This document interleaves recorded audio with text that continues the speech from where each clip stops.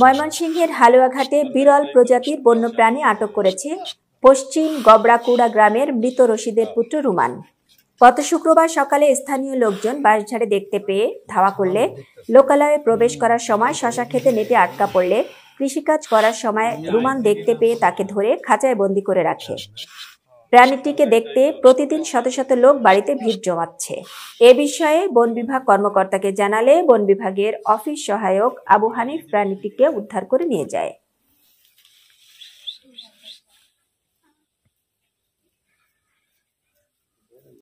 এইটা আমি খেতে কাজ করতেছিলাম, তারপরে শুনতেছি বলে অনেক আছে যে ভুট্টা নাকি বাগাইছি। তারপরে আমি গেছি, দেওয়ার পরে আমি দাঁড়াই নিছি, সবাই বাজার থেকে নাইমা দৌড় দিছি।